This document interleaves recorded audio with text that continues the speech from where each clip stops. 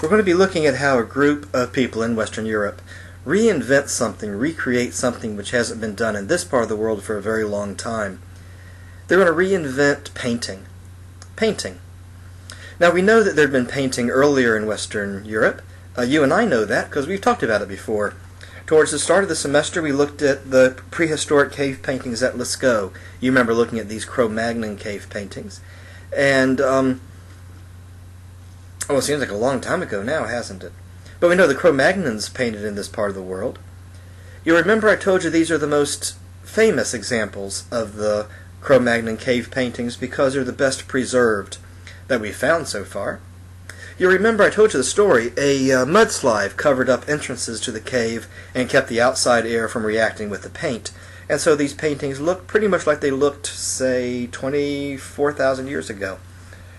But they're preserved because the mudslide covered up the entrances to the cave and kept the air from reacting with the paint. We know that the Greeks had painted, although you and I didn't talk about it in this course, but on the screen we see an example of Greek painting. The figures you see there are called griffins. They're mythical figures, the body of a female lion and the head of a bird, in this case a peacock it looks like. Well, here we have some examples of Greek wall painting, but the only reason why we have this example is that a volcano erupted and buried this town in volcanic ash. You see, the volcanic ash does the same thing that the mudslide did at Lascaux. It covered up the paint and kept the outside air from interacting with the paint. That's why we have the examples to look at today, and they look pretty much like they looked, say, 6,000 years ago, 5,000 years ago. Because a volcano erupted and buried this building. We know that the Romans painted. Here we see some examples of Roman wall painting. But again, the only reason why we have these examples of Roman painting is that another volcano erupted and buried these buildings in volcanic ash. This is from the town of Pompeii in Italy, buried by the eruption of Mount Vesuvius. You may have studied Pompeii in a history course at some point, or you might not have. But you see the same things going on here that went on at Lascaux. Something happens, a mudslide, volcanic ash, whatever, and it keeps the air away from the paint. Other than the examples I've shown you, there's not a lot that comes out of Greece or ancient Rome when we talk about painting, because the other paints either deteriorated over time or was destroyed by the barbarians. There aren't any examples of Roman painting, Greek painting that wasn't saved by accident, just when a volcano went off. And so that's why when we talked about Greece and Rome in this course, I didn't say anything about painting, because there's not much to say. For one thing, there's not many examples of Greek and Roman paintings left, and whatever we do have is whatever happened to be hanging on the wall when the volcano went off. It's not like somebody said, hey, a volcano might go off, and so they collected all the great works of ancient Greece and Rome in one place, and then the volcano went off.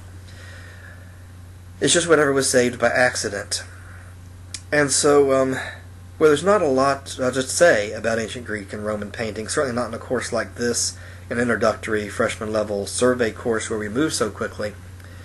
But it's during this time, in the 1300s, that people who had never seen painting read stories about great paintings and great painting contests and so on that come out of the literature of ancient Greece and Rome. Descriptions of great paintings and biographies of great painters and so on. And in reading descriptions of paintings, a group of people living in Western Europe in the 1300s are going to say, maybe we can do it again. Maybe we can reinvent the art form. Well, the first thing you need if you're going to reinvent painting is paint. If you go with me in your textbooks to pages 54 and 55.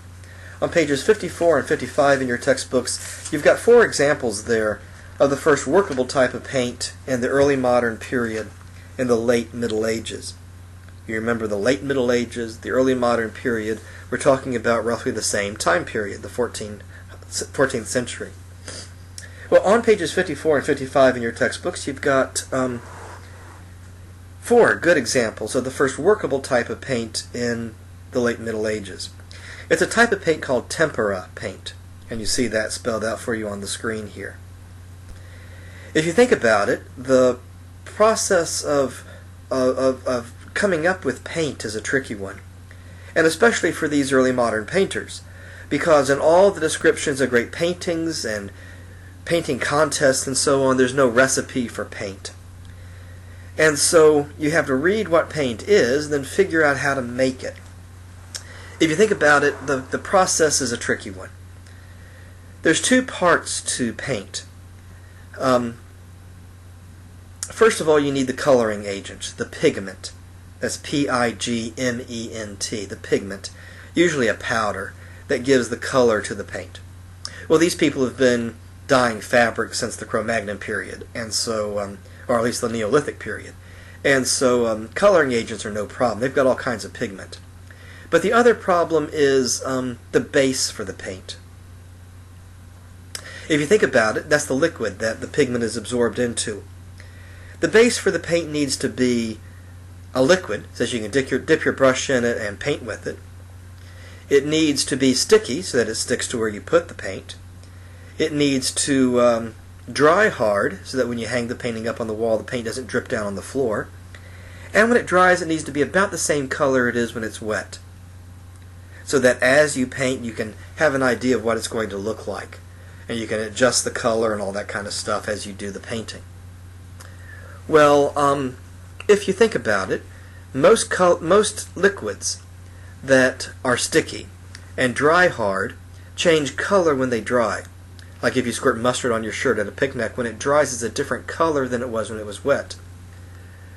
So coming up with a base for the paint is the tricky part. Here we see on pages 54 and 55 four good examples of the first workable type of paint called tempera paint. The base of tempera paint, believe it or not, as weird as it sounds, the base of tempera paint is egg yolks. Yeah, as weird as that sounds, egg yolks. If you think about it, though, egg yolks are a liquid, they're sticky, they dry hard, and when they dry, they're about the same color they are when they're wet. So it actually makes a pretty good base for paint. Now, you wouldn't want to paint your house with tempera paint. You'd end up with scrambled egg house the first sunny day. But if you seal off the paint with olive oil and you take care of it, it will last for a long time. Not forever, but for several hundred years at least. That's why as you look at these photographs on pages 54 and 55, there's almost a yellowish tinge to the paint.